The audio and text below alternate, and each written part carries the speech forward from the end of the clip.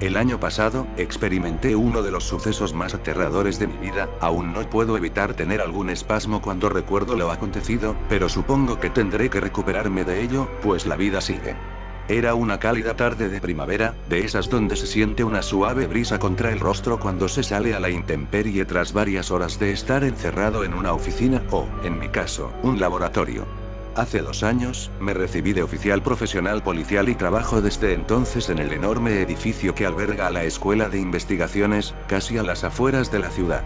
Al finalizar mi turno, a las 20 horas aquel día, ansioso, cogí mi maletín, mi chaqueta y caminé hasta la estación de metro, para sumergirme en la vorágine y en las entretenciones que me brindaba mi celular camino a casa. Aunque ya contaba con un vehículo nuevo, siempre prefiero ser ecológico y tomar el subterráneo tantas veces como sea posible. Tras unos 20 minutos de viaje, exhausto y con ganas de un buen trago, salí del metro y caminé hacia la torre de departamentos donde vivía en aquel entonces. Pese a que ya contaba con el dinero suficiente como para comprar una residencia en uno de los tantos condominios modernos de casas y edificios que se han inaugurado en la periferia de la capital, me pareció mejor idea comprar un departamento en el corazón de la ciudad al independizarme de mis padres, concretamente en la Torre 8 de la remodelación San Borja, en Santiago Centro, pues son construcciones antiguas, confiables y tengo excelentes referencias de estos conjuntos. Luego de bajar del ascensor, rápidamente, fui a buscar una de las latas de cerveza que tengo en el refrigerador y, sin contratiempos, me dirigí al balcón a beberla, contemplando el ocaso y el manto de luces que cubría la ciudad de extremo a extremo. El apetito, sin embargo, pudo más y, tras botar la lata en el cubo de basura, fui a prepararme algo para comer. En ese momento, recordé de pronto que había olvidado por completo comprar previamente algo para echarme al estómago. Esto de vivir solo hace que me olvide de cosas esenciales. Estoy harto del sushi y las pizzas y quise de una vez por todas zafarme del santiaguino promedio y cocinar algo de verdad. Entonces, fui por mi chaqueta y bajé por la escalera del dúplex para tomar el ascensor. Pero algo no andaba bien, las luces parpadeaban insistentemente en el largo y solitario pasillo del piso 20, la antepenúltima planta. En los 2 meses que llevaba viviendo en esa torre, nunca pasó algo similar. Justo antes que el ascensor se detuviese, al entrar al habitáculo, pude escuchar a un hombre corriendo de un lado a otro en el final del pasillo. Fue ahí cuando sentí un escalofrío y una extraña sensación de mal presagio. Luego de acudir al supermercado que estaba en Avenida Portugal, regresé a mi torre cargado de paquetes, con lo cual me costó un tanto presionar el botón del ascensor para volver a mi piso. No contaba con lo que iba a ocurrir después, el ascensor se detuvo de golpe en el piso 14. En el instante en que esto pasaba, preferí pensar en que ello se debía a la antigüedad del edificio, pues las 22 torres circundantes datan de finales de los años 60, así que mantuve la calma y presioné el botón que tiene una campanita, para recurrir a la ayuda del personal técnico del edificio o del conserje, quien brillaba por su ausencia al salir y regresar del supermercado. Mientras esperaba, lo peor sucedió, me quedé a oscuras, solo y en un pequeño recinto. Mi profesión me indica que siempre es preferible mantener la calma ante circunstancias como estas, aunque ya el aire comenzaba a faltar y sentía un minúsculo cúmulo apoderándose de mi estómago, un cúmulo de pánico y desesperación. Afortunadamente, las puertas se abrieron y salí despavorido del ascensor, decidido a tomar la caja de escaleras para llegar al piso 20. Fueron varios minutos, el conserje casi nunca está en el mesón de la recepción.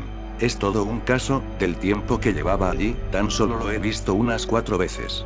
Sin embargo, al abrir la puerta de las escaleras, encontré algo que me puso los pelos de punta, pisadas ensangrentadas, a juzgar por el tamaño y la forma de estas, eran de un hombre.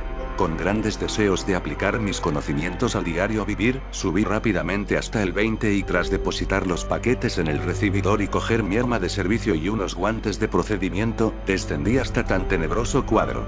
Me di cuenta que las pisadas continuaban hasta los pisos inferiores, mientras más pisos bajaba, el escenario se tornaba cada vez peor, pues pude apreciar marcas de manos ensangrentadas en las murallas de la caja de escaleras y un rastro lineal de sangre que se dirigía hacia abajo. Todos estos indicios me hicieron dilucidar que alguien estaba cargando un cadáver sangrante. Ya cercano a los pisos subterráneos, los rastros de sangre pasaban a ser charcos. Sigilosamente, al llegar a la planta más baja del edificio, en el tercer subterráneo, abro la gran puerta de fierro del gran recinto que alberga los viejos estanques de agua potable de la empresa Cosbo. Fue ahí cuando el ambiente se tornó completamente lúgubre, tétrico y denso. Verdaderamente, sentía que estaba rodeado por maldad pura. Las marcas de sangre seguían un rastro aleatorio por toda aquella planta e inclusive, los estanques de agua tenían las mismas marcas de manos que las paredes de los pisos superiores. Pese a que sabía que el peligro era inminente, decidí seguir adelante para ver quién era el que pululaba por estos recónditos parajes. Al llegar al fondo de ese enorme salón, vi un enorme umbral con una puerta de doble hoja de fierro oxidado, con antiguos picaportes. Con mi arma empuñada, tragué saliva y entré en aquel lugar. Era una habitación por lo menos 2 veces más grande que la anterior, que en otros tiempos presumiblemente se utilizaba como bodega. Estaba oscuro, pero mi formación me indicó que alguien había estado allí escasos segundos antes, como si recién hubiesen apagado la luz, pues había un dejo de perfume y los filamentos de tungsteno de las viejas ampolletas del cielo raso aún estaban en un tono anaranjado. A tientas en la oscuridad, encontré el interruptor y lo presioné. Con voz autoritaria, ordené que quien fuese que estuviera oculto, saliera inmediatamente, pero mis palabras resonaron en la soledad de aquel subterráneo y fueron absorbidas por los gruesos cimientos. Entonces, aun con mi arma en mano, me fijé en la gran cantidad de cosas que se encontraban en el lugar. Afirmados en los muros, habían improvisados estantes, con material médico, escalpelos, cuchillas, algunos reactivos químicos, pinzas de todos los tamaños y, para colmo de todo, un gran mesón metálico ocupaba casi todo el centro de la habitación, en cuya superficie, blanco-amarillenta y descascarada, había una gran mancha de sangre fresca. Bajo esta, se podían ver otros rastros de sangre antigua. Alguien había hecho un escabroso trabajo sobre esa mesa. Arriba de este aparataje, inclusive, pude ver una gran lámpara, apagada por cierto, redonda y apoyada sobre un pedestal, muy similares a las existentes sobre las estaciones de autopsias. Esto empezaba a tornarse color de hormiga. Con todo esto en mente, puedo ver una pequeña puerta de madera detrás de un perchero para delantales, en la esquina derecha de la habitación, la cual abrí lentamente y, haciendo un molesto chirrido, dio paso a un hedor espantoso, el hedor del formaldehído. El otro cuarto estaba oscuro, así que decidí sacar mi celular y utilizar su linterna.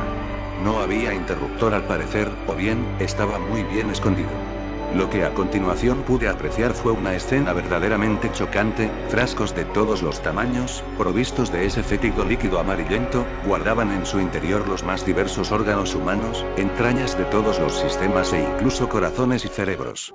Esa pieza eran tan solo frascos, con ese desagradable olor, que tumba a cualquiera. Quise retornar ante lo mal que me estaba sintiendo, pues ese químico supone un gran peligro para la salud, pero ya había llegado demasiado lejos como para desistir de mi incursión. La mitad de uno de los estantes se apoyaba sobre un umbral sin puerta, que tan solo tenía unas tiras de viejo plástico colgando desde la parte superior del umbral, hasta el suelo. Con temor y fascinación al mismo tiempo, continué indagando en los confines más oscuros de Santiago. El umbral dio paso nuevamente a la oscuridad, un inquietante túnel, de baja altura y donde el desagradable olor a formalina daba paso a un nauseabundo olor a podrido. Unos pasos más allá había un gran arco que daba a otro recinto, levemente iluminado, como por cabos de vela o pequeñas ampolletas. El hedor se tornaba cada vez más penetrante, por lo que me cubrí mi nariz con mi antebrazo. Al llegar a esa habitación y con ayuda de mi celular, los cabos sueltos comenzaron a atarse. Una gran cantidad de cuerpos muertos, desmembrados y apilados en el fondo del cuarto, aguardaban para ser arrojados a un foso de incineración, correspondiente según mis cálculos al final del ducto de la basura. No alcancé a dar un paso, cuando un gran golpe con un objeto contundente me dio en la espalda, pero afortunadamente no en la cabeza, haciéndome caer de bruces frente a la gran montaña de cadáveres. De un salto y con la adrenalina en mis venas, me puse de pie y comencé a forcejear con un sujeto macizo, de mi estatura y de una fuerza descomunal. Tras unos minutos de intensa disputa, apliqué sin chistar las maniobras de defensa personal que aprendí hace unos años en la escuela de investigaciones.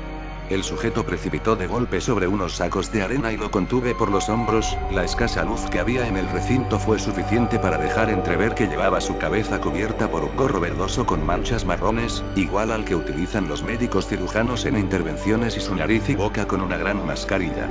Aún el hombre tenía fuerzas e intentó arrebatarme mi arma de servicio, pero no quise prolongar más la situación y rápidamente le propiné un balazo en su pierna izquierda, inmovilizándolo parcialmente. El susodicho yacía recostado en el suelo, quejándose de dolor y, para evitar sus movimientos, le puse un pie a la altura de su pecho, mientras cogía mi celular y llamaba a un amigo y colega de la escuela, para que viniese a colaborar conmigo. Le di las coordenadas y bastaron unos minutos para que llegase al lugar, pues vive en un loft de calle Marcoleta, a escasos metros de la Torre 8. Aquel hombre se retorcía de dolor mientras esperaba a mi colega, hasta que llegó y juntos lo trasladamos al hospital más cercano, para curar sus heridas y llevarlo posteriormente al control de detención de ese cuadrante. Fue precisamente en el hospital, con todas las luces del edificio, cuando recibí la mayor impresión en años. Pude reconocer que el sujeto que cometía todos estos sangrientos actos era el conserje del edificio, un hombre de unos 50 y tantos años de edad, completamente desquiciado y lleno de odio. Los días pasaron y se le dictó prisión preventiva mientras se esclarecían todos los hechos. Como yo viví este caso muy de cerca, quise llegar al fondo de esto. Todos los antecedentes de los ciudadanos del país se encuentran en archivos electrónicos y en línea, disponibles para fines investigativos, información a la cual nosotros como oficiales policiales, detectives y afines, tenemos acceso libre. Descubrí que este hombre, hace cerca de 30 años, era un destacado estudiante de medicina en una prestigiosa universidad del país. No obstante, ante su obsesión con la experimentación con los sucisos de la morgue, este fue descubierto por sus compañeros y posteriormente estos hechos fueron informados a las autoridades de la universidad. Inmediatamente, se tramitó su expulsión, la subsecuente cancelación de su matrícula y la prohibición de ejercer cualquier procedimiento relacionado. Su excesiva obstinación lo motivó a cometer terroríficos actos en la ilegalidad. Enloqueció. Según pude indagar, el sujeto de iniciales D, F, W, G, comenzó a trabajar como conserje precisamente en la Torre 8 de la remodelación San Borja en marzo de 1986. Acostumbraba a hacer cenar a solitarios transeúntes que se movilizaban por los barrios del extrarradio de Santiago y también cercanos a las bocas del metro, para luego subirlos a una camioneta y trasladarlos a tal aterrador subterráneo. Las denuncias en los medios no se hicieron esperar, pero gran parte de ellas eran censuradas por los periódicos y la televisión de la época, pues podían hacer alusión a detenciones y ejecuciones propias de la policía secreta de Estado, muy comunes durante los años de dictadura. Nadie se daría cuenta, pues su carácter amable y condescendiente nunca lo delataron de sus tramas ocultas y además, estacionaba su camioneta en el tercer subterráneo de la torre con conexión casi directa al salón de estanques. Según los últimos acápites del informe que narraba sus movimientos, el sujeto no volvió a cobrar víctimas a las afueras de Santiago, dado que desde los años 90, las empresas inmobiliarias y constructoras comenzaron a erigir enormes y modernos polígonos de viviendas, urbanizaciones y condominios provistas de casas y departamentos en los alrededores de la ruta de circunvalación, que hasta los 80 eran predios campestres y zonas de límite urbano, especiales para cometer estos crímenes. Fue allí cuando tomó la decisión de comenzar a asesinar gente durante las noches en los alrededores de las torres, entre los frondosos árboles del Parque San Borja e incluso dentro de la misma torre, para trasladarlos a aquel oscuro recinto y practicar toda clase de experimentación con ellos, en el mesón que se encontraba a escasos metros del salón de los estanques de agua. Finalmente, el asesino fue condenado a 60 años de prisión, dado su prontuario. Actualmente, me he permitido comprarme una hermosa casa a las afueras de la ciudad, pues luego de aquello, no quiero volver a pisar una torre de departamentos en mi vida, más aún si es antigua.